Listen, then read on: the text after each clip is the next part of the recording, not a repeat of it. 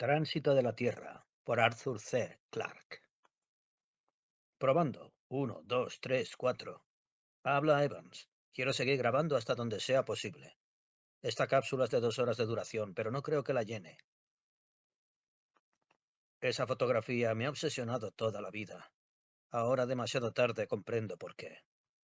Pero, ¿habría importado mucho si lo hubiese sabido antes? Esa es una de las cuestiones absurdas y sin respuesta a las que el pensamiento da vueltas interminablemente, como la lengua que explora una muela rota. Hace años que no la he visto, pero no tengo más que cerrar los ojos y vuelvo a encontrarme ante un paisaje casi tan hostil y tan hermoso como este. 50 millones de millas en dirección al Sol, y 72 años más atrás, 5 hombres posan ante la cámara en medio de las nieves del Antártico. Ni siquiera los voluminosos abrigos de pieles pueden ocultar el agotamiento y la derrota que revela cada línea de sus cuerpos, y sus rostros están marcados ya por la muerte. Ellos eran 5. Nosotros también, y naturalmente nos hicimos como ellos una fotografía del grupo, pero todo lo demás ha resultado distinto. Nosotros estábamos sonriendo, alegres, confiados, y a los 10 minutos nuestros retratos aparecieron en todas las pantallas de la Tierra. En cambio, tuvieron que transcurrir meses antes de que encontraran la cámara de ellos y la trajeran de nuevo a la civilización. Y nosotros morimos a gusto, con todas las comodidades modernas, muchas de las cuales jamás habría podido imaginar Robert Falcon Scott cuando estuvo en el Polo Sur en 1912. 2 horas más tarde, comenzaré a registrar la hora exacta cuando empiece a tener importancia. Todos los hechos están en el diario de navegación, y a estas alturas ya los conoce todo el mundo. Así pues, supongo que insisto en esto para ordenar mis pensamientos, para convencerme de que hay que afrontar lo inevitable. El problema está en que no estoy seguro de qué temas son los que hay que eludir y cuáles los que hay que abordar. Bueno, solo hay una manera de averiguarlo. Primero y principal. Dentro de 24 horas a lo más se habrá agotado todo el oxígeno, lo que me deja ante las tres clásicas alternativas. Puedo dejar que actúe el dióxido de carbono hasta que me deje inconsciente. Puedo salir al exterior y rasgarme el traje dejando que Marte haga el trabajo en 2 minutos. O puedo recurrir a una de las tabletas del botiquín. Aumento del CO2. Todo el mundo dice que es muy fácil, como dormirse. No dudo que sea cierto. Desdichadamente, en mi caso, está asociado con la pesadilla número 1. Quisiera no haberme tropezado con este maldito libro titulado Historias verídicas de la Segunda Guerra Mundial o como se llame. Había un capítulo sobre un submarino alemán que fue descubierto y sacado del agua después de la guerra. Aún estaba dentro de la tripulación en cada litera. En cada una de ellas había 2 hombres y en medio de cada, 2 esqueletos, el equipo de respiración que habían compartido. Bueno, al menos esto no sucederá aquí, pero sé que con mortal necesidad, tan pronto como empiece a resultarme difícil respirar, me encontraré de nuevo en ese fatal bote U. Entonces, ¿la vía más rápida? Cuando te expones al vacío te quedas inconsciente en cuestión de 10 o 15 segundos, y los que han sufrido esta experiencia dicen que no es dolorosa, sino rara, más bien rara. Pero tratar de respirar algo que no existe me lleva inequívocamente a la pesadilla número 2. Esta vez se trata de una experiencia personal. De chiquillo solía bucear bastante a pulmón libre, cuando mi familia iba al Caribe de vacaciones. Había un viejo carguero, hundido hacía 20 años, que tenía la cubierta solo un par de yardas por debajo de la superficie. Casi todas las escotillas estaban abiertas, así que era fácil entrar, coger recuerdos y pescar los peces de gran tamaño que suelen esconderse en esos sitios. Naturalmente era un poco peligroso, si no lo hacías con un equipo de inmersión, así que, ¿qué niño podía resistir el desafío?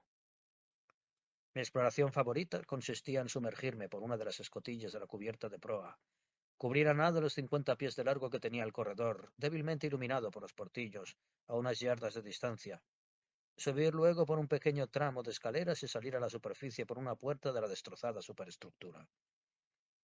El trayecto completo se hacía en menos de un minuto. Era una inmersión fácil para cualquiera que gozara de buenas condiciones físicas. Había tiempo incluso para echar alguna mirada, o para jugar con los pocos peces que encontrabas en el camino. A veces, para variar, Invertía el orden entrando por la puerta y saliendo por la escotilla. Ese fue el recorrido que hice la última vez. Hacía una semana que no buceaba. Había habido un fuerte temporal, y la mar estuvo demasiado movida, así que estaba impaciente por volver otra vez. Respiré profundamente en la superficie durante unos minutos hasta que sentí hormigueo en la punta de los dedos, lo cual me indicó que era el momento de parar. Luego me zambullí y me deslicé suavemente por el negro rectángulo de la puerta abierta. Tenía un aspecto siniestro, amenazador, y eso le daba mayor emoción. Durante los primeros segundos me encontré casi completamente a ciegas. El contraste entre la intensa luz tropical que reinaba encima del agua y la oscuridad que había bajo cubierta era tan grande que tardé un rato en acostumbrar la vista. Normalmente recorría medio pasillo antes de poder distinguir nada con claridad. Luego, la iluminación aumentaba progresivamente a medida que me acercaba a la escotilla abierta, donde una barra de luz solar pintaba un rectángulo deslumbrante en el suelo de metal herrumbroso y cubierto de lapas. Estaba casi llegando a la salida, cuando me di cuenta de que esta vez la luz no aumentaba. No tenía la segada columna de luz delante de mí que me guiara al mundo del aire y de la vida. Tuve un segundo de desconcierto y confusión, y me pregunté si no me había extraviado. Luego me di cuenta de lo que había sucedido, y mi confusión se convirtió en pánico. Durante el temporal debió cerrarse la escotilla de golpe y pesaba lo menos un cuarto de tonelada. No recuerdo el momento en que di la vuelta. Lo único que recuerdo es que retrocedía nadando muy despacio y me decía, sin prisas, el aire durará más si nado despacio. Podía ver muy bien ahora, porque mis ojos habían tenido tiempo de sobra para habituarse a la oscuridad. Había cantidades de detalles que nunca había observado antes, como el pez rojo que me espiaba en la sombra, las hojas verdes y las algas que crecían en las pequeñas manchas de luz cerca de los portillos, y hasta una bota de goma, en excelente estado al parecer, que yacía aún donde alguien debió de tirarla.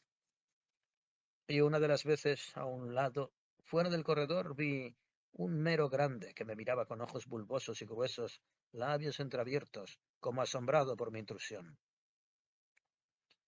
La cinta que me oprimía el pecho se estaba poniendo cada vez más tirante.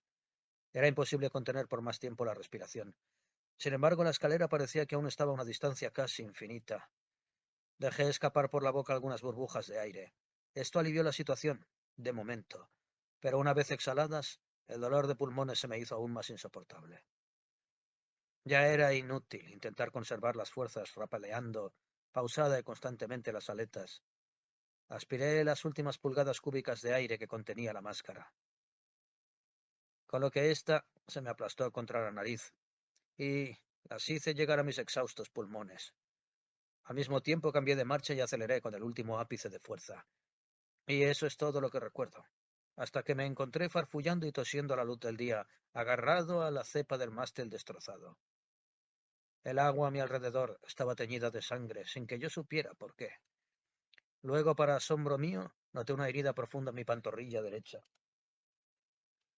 Debí cortarme con algún obstáculo afilado, pero no llegué a darme cuenta ni a sentir ningún dolor. Ese fue el final de mis buceos a pulmón libre, hasta que empecé los entrenamientos astronáuticos, 10 años más tarde, y tuve que descender al simulador de gravedad cero subacuático. Entonces era diferente, porque utilizaba escafandra autónoma, pero tuve momentos muy desagradables y temí que los psicólogos me lo notaran, así que tuve siempre la precaución de no agotar nunca mis botellas. Ya había estado una vez a punto de asfixiarme y no tenía intención de correr nuevamente ese riesgo. Sé exactamente qué se siente al aspirar una bocanada del casi vacío que reina en Marte. No, gracias. Entonces, ¿qué tiene de malo el veneno? Nada, supongo. La pastilla que llevamos actúa en solo 15 segundos, nos han dicho, pero todos mis instintos se oponen, aun cuando no hay otra alternativa en perspectiva. ¿Llevaba Scott veneno consigo? Lo dudo. Y si lo llevaba, estoy seguro de que no llegó a utilizarlo. No voy a ponerme a discutir esto. Supongo que de algo sirve, pero no estoy seguro. La radio acaba de transmitirme un mensaje de la Tierra recordándome que el tránsito empieza dentro de 2 horas. Como si fuera yo a olvidarlo, cuando han muerto ya 4 hombres. Y puede que sea yo el primer ser humano en presenciarlo. Y el único hasta dentro de 100 años, exactamente. No es frecuente que el Sol, la Tierra y Marte se coloquen en línea tan limpiamente. La última vez ocurrió en 1905, cuando el pobre Lowell escribía aún aquellas tonterías sobre los canales y la espléndida, aunque ya moribunda civilización que los había construido. Lástima que fuera una completa fantasía. Será mejor que revise el telescopio y los instrumentos de cronometraje. El Sol está tranquilo hoy, seguramente porque se encuentra, en definitiva, próximo a la mitad de su ciclo. Solo se aprecian unas pocas manchitas y algunas zonas más pequeñas de perturbaciones a su alrededor. El tiempo solar será tranquilo en los próximos meses. Esa es una de las cosas por las que los demás no tendrán que preocuparse al regresar a casa. Creo que el peor momento fue cuando vimos cómo se alejaba el Olympus de Phobos y puso proa a la Tierra. Aun cuando sabíamos desde hacía semanas que no se podía hacer nada, eso fue el portazo definitivo. Era de noche, y pudimos presenciarlo todo perfectamente. Phobos había surgido del oeste unas horas antes, y había iniciado su loca carrera hacia atrás a través del cielo, aumentando de tamaño y pasando de un delgado creciente a una media luna. Antes de alcanzar el cenit, desaparecería al sumergirse en la sombra de Marte y quedar completamente eclipsado. Habíamos estado escuchando la cuenta atrás, naturalmente, tratando de atender a nuestro trabajo normal. No fue fácil aceptar finalmente el hecho de que, de los 15 que habíamos venido a Marte, solo 10 regresarían. Aún entonces, supongo que había millones de seres en la Tierra que no comprendían aún. Debió resultarles imposible de creer que el Olympus no pudiera descender tan solo 4.000 millas para recogernos. Recogernos sobre la Administración Espacial.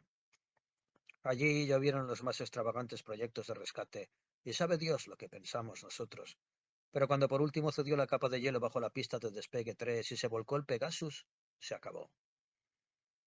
Todavía parece un milagro que no saltara la nave por los aires al reventar el tanque de combustible. Pero estoy divagando otra vez. Volvamos a Phobos y a la cuenta atrás. Por el monitor del telescopio pudimos ver claramente la agrietada meseta, allí donde el Olympus había tomado tierra después de separarnos e iniciar nuestro propio descenso. Aunque nuestros amigos no llegaron a aterrizar en Marte, al menos tenían un pequeño mundo a su disposición para explorar. Aun tratándose de un satélite tan reducido como Phobos, tocaban a 30 millas cuadradas por hombre. Era una considerable cantidad de terreno para buscar minerales extraños y residuos del espacio, o para grabar tu nombre para que las edades venideras supiesen que fuiste tú el primero en pasar por aquí. La nave se veía nítidamente como un cilindro brillante y aparrado, recortado sobre el gris oscuro de las rocas. De cuando en cuando, alguna de sus superficies planas captaba la luz del sol presuroso y refulgía como el vivo resplandor de un espejo. Unos 5 minutos antes del despegue, el cuadro se volvió súbitamente rosa, luego rojo, y después se desvaneció totalmente al precipitarse Phobos en su eclipse. Se encontraba aún la cuenta atrás a 10 segundos cuando nos sorprendió un fogonazo. Por un momento temimos que el Olympus hubiera sufrido una catástrofe. Luego nos dimos cuenta de que era alguien que estaba filmando el despegue y había encendido los reflectores del exterior. Durante los pocos segundos restantes creo que olvidamos todos lo apurada que era nuestra propia situación. Estábamos a bordo del Olympus, deseosos de verlo partir sin obstáculos y salir del reducido campo gravitatorio de Phobos para alejarse luego de Marte en dirección al Sol. Oímos decir al comandante Richmond: «¡Ignición!». Hubo una breve interferencia y el círculo de luz comenzó a desplazarse en el campo visual del telescopio. Eso fue todo. No hubo ninguna llamarada de fuego, porque naturalmente no hay ignición propiamente dicha en el encendido de un cohete nuclear. ¡Encendido! Ese es otro residuo de la vieja tecnología química, pero el chorro de hidrógeno caliente es totalmente invisible. Es una lástima que no volvamos a ver nunca algo tan espectacular como el despegue de un Saturno o de un Korolev. Poco antes de finalizar el encendido, el Olympus abandonó la sombra de Marte y surgió a la luz del Sol otra vez, reapareciendo casi tan instantáneamente como un astro brillante que se desplazara a gran velocidad. La luminosa llamarada debió sobresaltarles a bordo de la nave, porque se oyó gritar a alguien: «¡Cerrad el portillo!». Luego, unos segundos más tarde, anunció Richmond: «Ha despegado». Pasara lo que pasara, el Olympus se dirigía ya irrevocablemente hacia tierra. Una voz que no reconocí, aunque debió ser la del comandante, dijo: «Adiós, Pegasus». Y la transmisión se cortó. Naturalmente, no había por qué decir buena suerte. Eso estaba decidido desde hacía semanas. Acabo de escuchar este registro. Hablando de suerte, existe una compensación, aunque no para nosotros. Con una tripulación de solo 10 miembros, el Olympus ha podido descargar un tercio de su carga, eliminando varias toneladas de peso. Así que ahora llegará a casa un mes antes de lo previsto. Muchas cosas les pueden haber ido mal en este mes y quizá hayamos salvado la expedición. Naturalmente nosotros no lo sabremos jamás, pero es hermoso creer que sí. He estado poniendo música a todo volumen, ahora que no puede molestar a nadie. Aunque hubiese marcianos, no creo que este fantasma de atmósfera les llevara el sonido más allá de unas cuantas yardas. Tenemos una preciosa colección, pero debo poner mucho cuidado en elegir. Nada triste, ni nada que requiera demasiada concentración. Sobre todo, nada de voces humanas. Así que me limitaría a poner lo más ligero de la música clásica. La Sinfonía del Nuevo Mundo y el concierto para piano de Grieg llenarán el programa perfectamente. En este momento estoy escuchando la rapsodia sobre un tema de Paganini de Rachmaninoff, pero ahora debo apagar y volver a mi trabajo. Solo faltan ya 5 minutos. Todo el equipo se encuentra en perfectas condiciones. El telescopio va siguiendo el sol. El videograbador está preparado y el cronómetro de precisión continúa marchando. Estas observaciones las haré lo más fielmente que pueda. Se lo debo a mis camaradas perdidos, con quienes no tardaré en reunirme. Ellos me dieron su oxígeno. Por eso estoy vivo aún en este momento. Espero que recordéis esto dentro de 100 o 1000 años cuando metáis estos datos en vuestras computadoras. Solo falta un minuto. La cosa va a empezar. Para el archivo. Año 1984. Mes, mayo. Día 2. Van a ser las 4 horas 30 minutos por el tiempo de efemérides. Ahora. Medio minuto para el contacto. Pongo en marcha la grabadora y el cronómetro para altas velocidades. Acabo de comprobar otra vez el ángulo de posición para asegurarme de que estoy mirando la mancha correcta del borde exterior del Sol. Utilizo una potencia de 500. La imagen es perfectamente firme, incluso desde esta escasa elevación. Las 4:32. De un momento a otro. Ahí está. Ahí está. Casi no puedo creerlo. Es una mella negra y diminuta en el mismo borde del Sol, y va aumentando, aumentando, aumentando. Hola, Tierra. Miradme ahora. Soy el astro más brillante de vuestro firmamento, exactamente en lo alto de la cúspide de la medianoche. Reduzco velocidad grabadora. Las 4:35. Parece como si un pulgar hundiera más y más el borde del Sol. Es fascinante. Las 4:41. Ahora está exactamente en la mitad. La Tierra es un perfecto semicírculo negro, un mordisco en el Sol. Es como si lo estuviera devorando alguna enfermedad. Las 4:48. Ingresan las 3/4 partes completas. Las 4:49 minutos 30 segundos. Pongo grabadora a alta velocidad otra vez. La línea de contacto con el borde del Sol está disminuyendo rápidamente. Ahora no es más que un hilo de oscuridad apenas perceptible. La Tierra va a superponerse enteramente sobre el Sol. Ahora puedo ver los efectos de la atmósfera. Hay un halo tenue de luz que envuelve el negro agujero del Sol. Qué extraño resulta pensar que estoy viendo el resplandor de todas las puestas de sol y de todos los amaneceres que tienen lugar en toda la redondez de la Tierra en este preciso momento. Ingreso completo. Son las 4 horas 50 minutos 5 segundos. El mundo entero se ha adentrado en la faz del Sol. Ahora es un disco negro, perfectamente circular, recortado sobre ese infierno, 90 millones de millas más abajo. Parece más grande de lo que me esperaba. Uno podría confundirla fácilmente con una mancha solar de considerables dimensiones. Ya no hay nada más que ver hasta dentro de 6 horas en que aparecerá la Luna siguiendo a la Tierra a una distancia de medio diámetro solar. Enviaré los datos grabados al Lunacom. Luego trataré de descabezar un sueño. Mi último sueño. Me pregunto si necesitaré tomar píldoras. Es una lástima desperdiciar estas últimas horas, pero quiero conservar mi fuerza y mi oxígeno. Creo que fue el doctor Johnson quien dijo que nada serena tanto la mente de un hombre como el saber que será ahorcado por la mañana. ¿Cómo diablos lo sabía él? Tiempo de efemérides, las 10:30. El doctor Johnson tenía razón. Me he tomado solo una píldora y no recuerdo haber soñado nada. Los condenados también desayunaban abundantemente. Borraré esto. Vuelvo al telescopio. Ahora la Tierra está en medio del disco, pasando bastante al norte del centro. Dentro de 10 minutos veré la Luna. He conectado el telescopio a toda su potencia. 2000. La imagen es ligeramente borrosa, pero todavía es bastante buena. El halo atmosférico es muy nítido. Espero ver la ciudad desde el lado oscuro de la Tierra. No ha habido suerte. Probablemente hay demasiadas nubes. Es una lástima. Teóricamente es posible, pero nunca se consigue. Me gustaría, pero no importa. Las 10:40. Grabadora a velocidad reducida. Espero estar mirando al punto correcto. Faltan 15 segundos. Grabadora a alta velocidad. Maldita sea, he fallado. No importa, la grabadora habrá captado el momento exacto. Hay una pequeña muesca en el borde del Sol. El primer contacto ha debido de ocurrir a las 10:41 minutos 20 segundos, tiempo de efemérides. Qué grande es la distancia entre la Tierra y la Luna. Entre una y otra hay como la mitad de la anchura del Sol. Parece increíble que esos dos cuerpos celestes tengan nada que ver el uno con el otro. Eso da idea de lo inmenso que es el Sol. Las 10:44. La Luna está centrada exactamente sobre el borde del Sol. Es un mordisco limpio y semicircular en el borde del Sol. Las 10:47 minutos 5 segundos. Contacto interior. La Luna ha dejado el borde. Está completamente en el interior del Sol. Supongo que no podré ver nada en la oscuridad de alrededor, pero aumentaré la potencia. Esto sí que tiene gracia. Bien, bien.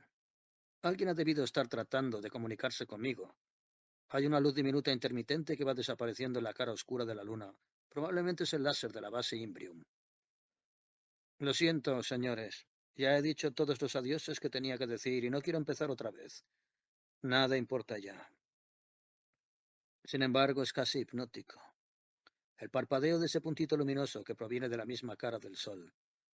Cuesta creer que, aun después de haber recorrido toda esta distancia, el rayo de luz tenga una anchura de solo un centenar de millas.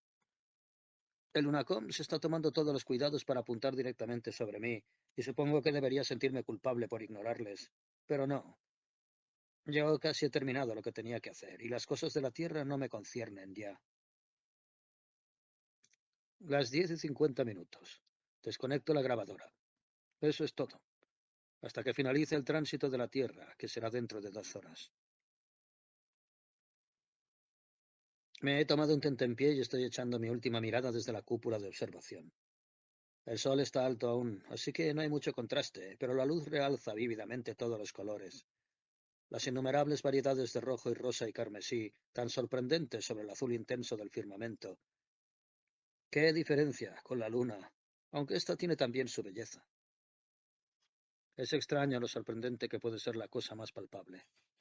Todos sabían que Marte era rojo, pero en realidad no esperábamos que fuera el rojo de la herrumbre, el rojo de la sangre. Como el desierto pintado de Arizona. Después de contemplarlo un rato, el ojo siente deseos de verde. Hacia el norte hay un agradable cambio de color. El casquete de nieve de dióxido de carbono sobre el Mount Barrocks es una pirámide blanca deslumbrante. Esa es otra sorpresa. Está a 20.000 pies por encima del Min Datum. Cuando yo era niño se suponía que no había montañas en Marte. La duna arenosa más próxima está a un cuarto de milla, y hay también zonas de hielo en la ladera que da la sombra. Durante la última tormenta creíamos que se habían movido algunos pies, pero no estábamos seguros. Evidentemente las dunas se mueven, como las de la Tierra. Un día, supongo, esta base quedará cubierta, para volver a aparecer únicamente dentro de 1000 años, o de 10.000. Ese extraño grupo de rocas, el elefante, el Capitolio y el obispo, guardan todavía su secreto y me atormentan con el recuerdo de nuestra primera decepción. Habríamos sido capaces de jurar que eran sedimentarias. Con qué ansiedad nos lanzamos en busca de fósiles. Aún hoy ignoramos cómo se formó ese grupo rocoso. La geología de Marte sigue siendo un montón de contradicciones y enigmas. Hemos dejado bastantes problemas para el futuro, y a quienes vengan después de nosotros se les plantearán bastantes más. Pero hay un misterio que jamás hemos comunicado a la Tierra, ni hemos consignado en el diario de a bordo. La primera noche, después de aterrizar, establecimos turnos de vigilancia, y estaba Brennan cumpliendo su guardia cuando me despertó poco después de las 12 de la noche. Me enfadé.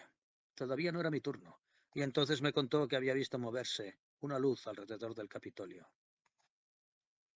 Estuvimos mirándolo menos una hora, hasta que me tocó el relevo, pero no vimos nada. Fuera lo que fuese, la luz aquella no volvió a aparecer. Ahora bien, Brennan era tan sensato y falta de imaginación como el que más, y si dijo que había visto una luz es que la había visto. Puede que fuera alguna especie de descarga eléctrica, o el reflejo de Phobos en la cara de alguna roca pulida por la arena. En cualquier caso, decidimos no dar parte del incidente al Lunacom, a menos que la viéramos otra vez. Desde que me he quedado solo, me despierto a menudo a medianoche y me pongo a contemplar las rocas. A la débil iluminación de Phobos y Deimos, me recuerdan las siluetas de una ciudad a oscuras recortada contra el cielo. Siempre ha estado a oscuras, porque a mí jamás se me ha aparecido luz alguna. Tiempo de efemérides, las 12:49. El último acto va a empezar. La Tierra ya casi ha alcanzado el borde del Sol. Los dos afilados cuernos de luz que aún la abrazan apenas se tocan ya. Grabadora a alta velocidad. Contacto. Son las 12 horas 50 minutos 16 segundos. Las crecientes de luz se han separado. Una diminuta mancha negra ha aparecido en el borde del Sol, al tiempo que la Tierra empieza a cruzarlo. Ya va alargándose más y más. Grabadora a velocidad moderada. Faltan 18 minutos para que la Tierra se separe del todo de la cara del Sol. A la Luna aún le quedan más de la mitad del camino por recorrer. Aún no ha alcanzado el punto medio de su tránsito. Parece una manchita de tinta del tamaño de un cuarto de la Tierra, y ya no parpadea en ella ninguna luz. El Lunacom debe haber desistido. Bueno, me queda exactamente un cuarto de hora de vida, aquí, en mi último hogar. El tiempo parece acelerarse a la manera como corren los últimos minutos que preceden a un lanzamiento. No importa. Ahora ya he hecho todo lo que tenía que hacer. Puedo incluso relajarme. Ya siento que formo parte de la historia. Estoy como estaba el capitán Cook en Tahití, allá por el año 1769, contemplando el tránsito de Venus. De no ser por esa imagen de la luna que va detrás, la escena podía ser exactamente la misma. ¿Qué habría pensado Cook hace más de 200 años si hubiera sabido que un día un hombre iba a observar el tránsito de la Tierra desde un mundo distinto? Estoy seguro de que se habría quedado mudo de estupor. Y luego de alegría. Pero me siento más identificado con un hombre que no haya nacido todavía.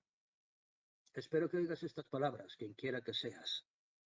Quizá te encuentres aquí, en este mismo sitio, dentro de 100 años, cuando acontezca el próximo tránsito. Saludos al 10 de noviembre de 2084. Te deseo mejor suerte de la que hemos tenido nosotros. Supongo que habrás venido en una lujosa nave, o puede que hayas nacido en Marte y seas un extranjero en la Tierra. Sabrás cosas que yo no puedo ni imaginar. Sin embargo, en cierto modo no te envidio. Ni siquiera me cambiaría por ti de tener esa posibilidad. Porque tú recordarás mi nombre, y sabrás que fui el primer ser humano que vio el tránsito de la Tierra, y nadie verá otro en un periodo de 100 años. Las 12:59 minutos. Exactamente mitad de la egresión. La Tierra es un semicírculo perfecto. Una sombra negra sobre la cara del Sol. Todavía no puedo sustraerme a la impresión de que algo ha producido esa enorme mordedura en el disco de oro. Dentro de 9 minutos se habrá ido, y el Sol estará entero otra vez. Las 13:07 minutos. Grabadora a alta velocidad. Ya casi ha salido la Tierra. Ahora es solo una leve abolladura negra en el borde del Sol. Podría confundirse fácilmente con una pequeña mancha próxima al borde. Las 13:08 minutos. Adiós, Tierra maravillosa. Se va, se va, se va. Adiós. Ya vuelvo a sentirme mejor. He transmitido todos los cronos. Dentro de 5 minutos irán a sumarse al saber acumulado de la humanidad. Y el Lunacom sabrá que me he mantenido en mi puesto. Pero no voy a enviar esto. Voy a dejarlo aquí para la próxima expedición. Venga cuando venga. Tendrán que pasar 10 o 20 años antes de que nadie vuelva a venir por aquí. No van a volver a un lugar ya conocido, cuando hay todo un mundo aguardando a ser explorado. Así que esta cápsula se quedará aquí, igual que se quedó el diario de Scott en su tienda, hasta que la descubran los próximos visitantes. Pero a mí no me encontrarán. Es extraño lo difícil que me resulta apartar el pensamiento de Scott. Creo que me ha dado una idea. Porque su cuerpo no se quedó allí, eternamente congelado en el Antártico, aislado del gran ciclo de la vida y la muerte. Hace mucho tiempo, aquella tienda solitaria emprendió su marcha hacia la mar. En pocos años quedó enterrada en la nieve y se convirtió en parte del glaciar que repta eternamente alejándose del polo. Y en pocos siglos, el marinero habrá regresado a la mar. Y entonces Scott se fundirá una vez más con los seres vivientes. Será plancton, focas, pingüinos, ballenas y toda la inmensa fauna del océano Antártico. No hay océanos aquí en Marte, ni los ha habido desde hace lo menos 5 billones de años, pero existe alguna clase de vida allá en las tierras yermas del Caos 2 que jamás tuvimos tiempo de explorar.